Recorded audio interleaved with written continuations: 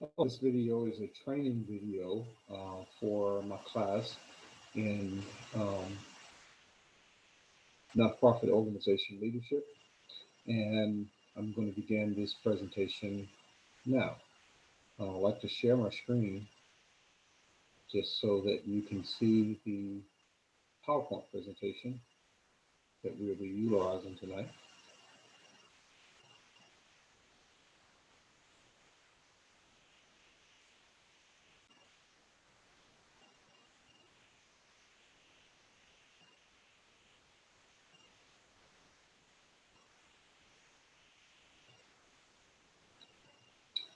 So tonight I'm going to be doing a training on for volunteers.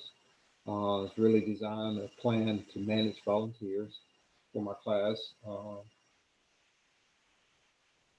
OL 7104, Leadership in Nonprofit Organization. My professor is Dr. Gary McDaniels.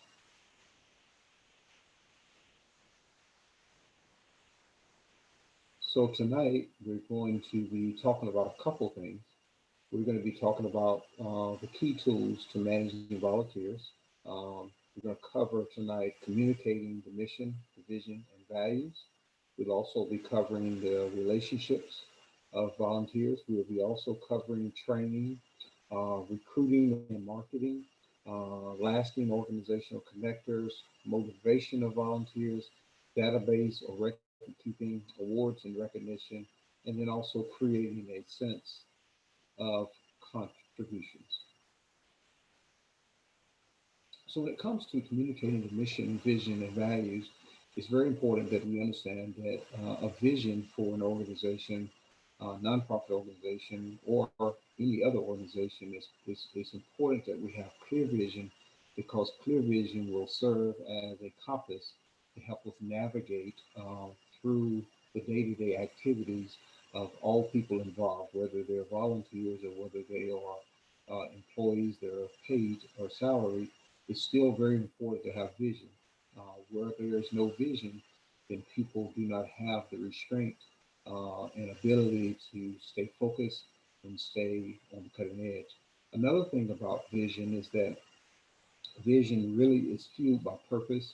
And so purpose gives us aim, it gives us direction, it gives us that intent that we're trying to accomplish, our why, if you could say that. And so being able to understand the vision is going to be very, very important. And so not only understanding it, but also being able to communicate it with clear directives. Vision is very essential. One of the reasons that it is very essential is because with vision, it gives us this ability now um, to understand basic fundamentals, the prerequisites of things. It's going to also help us to understand the rudiments that come along with the day-to-day activities that we will be aimed at and trying to accomplish. It keeps the whole organization connected and kind of directing all of the energy and efforts toward one outcome, one goal, one result. So, so making vision a reality is very, very important because when we're able to make that a reality, then people are more likely and easier for them to live that out and to carry that out. So one of the things that is important for us to do with vision is make it a reality, something that's tangible, something that you can touch, you can sense, you can feel, you can see. Those are going to be very important. People often will follow a vision that has a clear point of beginning. They will also follow a vision that has a progression plan and a recognizable target. It's very difficult to, just like playing sports, it'd be very difficult to play on one team if you don't know where the goal is and what the objective is and how to move as a team toward that goal. Uh, Companies, nonprofit organizations are the same way. They function through that same path. So when it comes to vision and trying to communicate vision, I think it's important that we try to communicate vision, understanding who we are, what we're passionate about doing, whom we are, whom we are doing it for, and also what uh, that people group that we're serving really wants and needs. And then ultimately, we want to know what is the significance of us, company, the nonprofit organization, what is the results or the significance of the results of the nonprofit organization being who we are, doing what we love to do for the people or people groups that we do it for, and then also being able to meet the want and needs um, of that group or people group that we serve.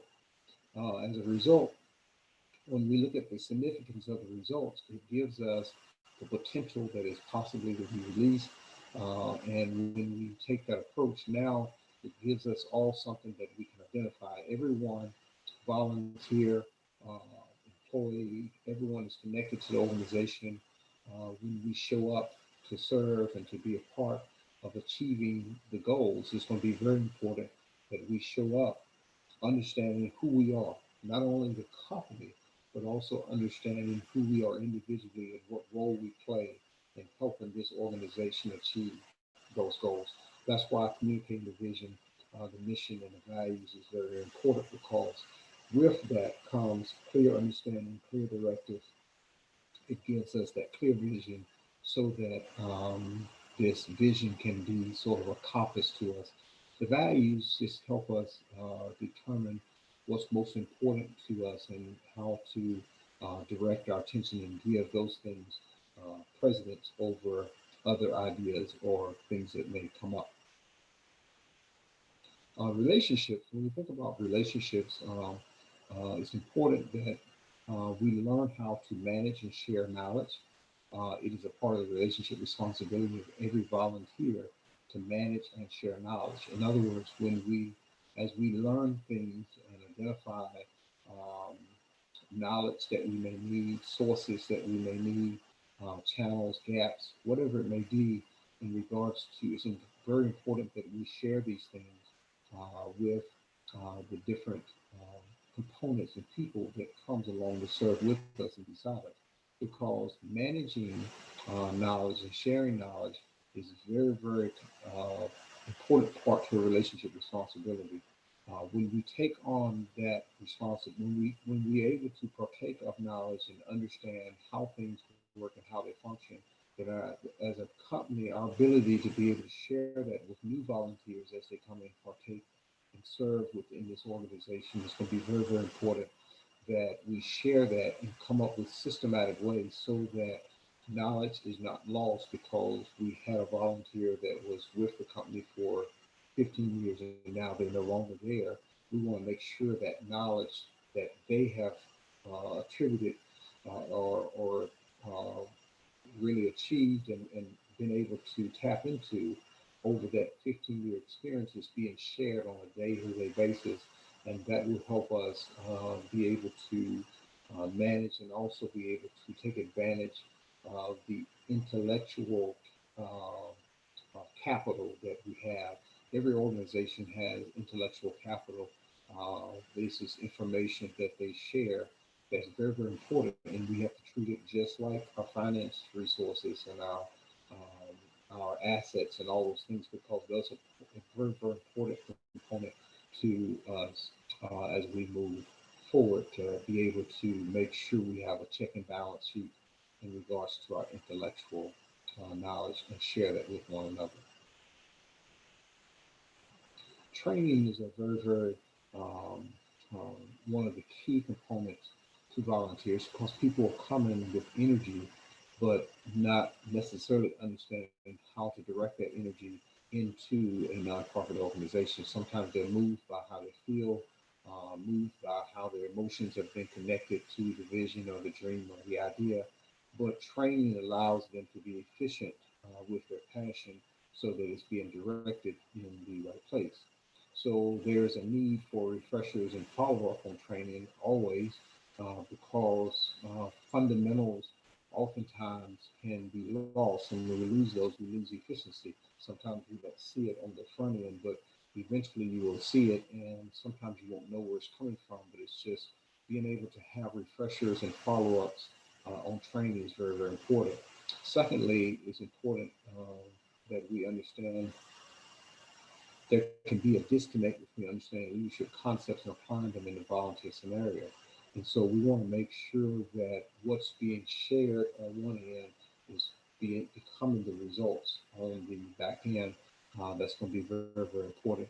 And then thirdly, being able to transfer for nonprofit skills and experience to nonprofit setting. So what that means is that training, we have to treat volunteers training at the same level that we would a salary employee as they're partaking, because if we're not training, then we are it would be comparable to functioning with leaks or holes in a cup, And so training helps us retain every effort in its most efficient way.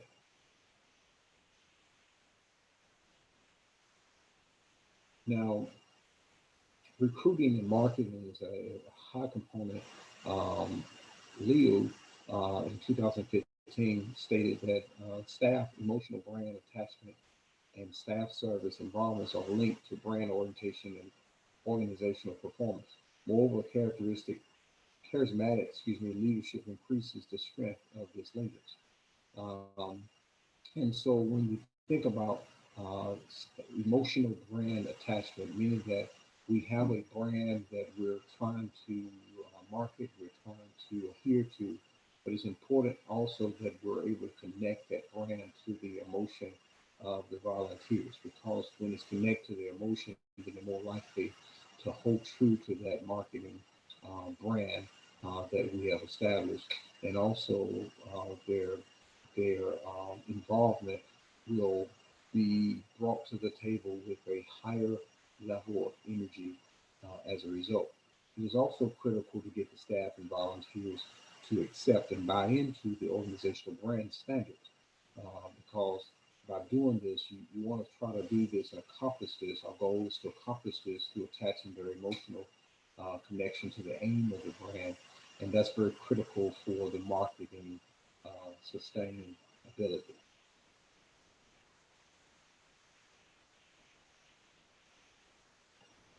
Lasting organizational connections. These are important because if once you build these relationships, you create these environments, and oftentimes it's really centered around a belief system. A belief system is really shaped by four factors. Typically, it's shaped by your environment, incredible people, repetitious information, and life experiences. And so creating lasting organizational connections is being able to be sensitive to the environments that it took to establish those relationships, to the credible people that they were connected to establish those connections as well. And then what was the repetitious information that they bought into that we can reuse on a continual basis to continue to enhance and build those relationships. Then, of course, life experience is probably the most powerful one, because when life experience takes place, then you have those defining moments that really sometimes determines the life of that relationship. A defining moment can set in stone a relationship that could never be forgotten because of the life experience that took place. So our goal is to manage our environment, manage our credible sources of people around us, manage the repetitious information that we are putting out about our organization, that we're putting out in our social circles and in those relationships. And then we also want to manage life experiences, meaning that all these things will eventually manage what we do, but it's our responsibility to manage those on the front end. Um, and then we come to this slide here, which talks about motivation of volunteers. Now, motivating is a really key concept, and it's a leadership style that we really need to have in place, because having a motivational style type of leadership plays a major role in keeping the morale of volunteers on a high level. This type of leadership can prove a healthy environment for the nonprofit organization. So um, um, Biddy talks about that in the article in 2013. But we also understand that there's a positive link between volunteers' autonomous, meaning they're independent, they're self-directed motivation and work ethic. There's there's a there's a link between that. What does that mean? Well, I think it's important that we understand the difference between a calling and a career. As an employee, they may be there working in the organization, nonprofit organization, because of the career component. A career is something that we do to achieve a income into our lives, into our settings, so that we can provide care for our home and take care of our loved ones. But a calling is sort of different. It is what we do to produce outcome in the lives of others. So when it comes to volunteers, they're not there for money or resources. They're there to determine the outcome in the lives of others. And so being able to connect them to this calling is another way of motivating of our volunteers and helping them understand that. We'll cover how to achieve and understand what that calling may be in just one of the slides coming up. Um, Database or record keeping, these are always important. Research examines the system of record keeping in nonprofit organizations in the U.S. and argue that record keeping staff must be considered an essential component for a nonprofit organization to survive and thrive. And what are you saying? We are saying that it's important that the record keeping people that are involved, that they be treated with a high level of respect, because it will determine the survival and the thrival level of the organization. When it comes to awards and recognition, this is a personal uh, concept that I use in regards to understanding how to appreciate, celebrate, and educate. Awards banquet, I call it ACE. This is my own idea and called my own model, but it's really designed to appreciate, celebrate, and educate. So to appreciate our employees, people feel good when you recognize their value and what they bring to the table. So being able to appreciate basically is a transfer of making people feel, the volunteers, that we recognize your value as a person, as what as a volunteer in this organization. Then also celebrating, which is basically acknowledged through social gatherings. So it's important that we acknowledge, not only recognize the volunteers, but also to acknowledge them through social gatherings, meaning that we're doing this in front of people and other people, being able to acknowledge what they do. They feel good about themselves and the service that they're offering. And then lastly, we want to be able to educate, which is a mental nourishment, meaning that this is something that has to continually go on, sometimes on large scales, sometimes on individual levels, but more importantly, it's just important to recognize and give awards through recognition. And my last slide here is creating a sense of contribution. A vision must be built on a solid foundation. It must be believable and tangible. So when it comes to creating a sense of contribution, people want to know that what they do matters. They want to know that what they do really means something. And so we have to create a sense of contribution. Again, I'll go back and refer back to a calling. A calling is a desire to give one's gift away. And so when people come to volunteer, they want to make sure that you understand that I am giving away something that is very, very valuable, important, and that is making a difference. So there are three types of gifts, typically three formations or forms of how gifts come in. They will come through your time, your talent, or your treasure. Time will be your daily space that someone is giving away. I'm giving you an hour a day. I'm giving you 2 hours a day, my daily space of time, and we're donating that to you, whatever we may be doing in volunteer, understanding that it's through time. And then there are other people, volunteers, that will come and their sense of contribution will come through their talent. They have an ability to do something in a very unique way. So they're not only donating their time, but they're also donating their talent or their ability in a particular way. And they're not so much concerned about their time they're giving. They need to be recognized that their talent that they're giving, when we can recognize that, they will do that at a more efficient level. And then lastly, there is a treasure. A gift can come in the forms of treasure or financial contributions that one may be giving. And again, um, one donation uh, to from a donor that is given can be valued uh, more, just not because they gave more, but because of what they gave out of. And so I think when we look at volunteers and they're coming and they're donating their time, they're donating their talent, and some are even donating the financial contributions. I think it's very, very important that we uh, give them a sense that we understand exactly what they're giving. This concludes my teaching, my training for volunteers, for nonprofit organizations. On the last slide, of course, we do have references of where we attributed a lot of our information from. Thank you so much for listening.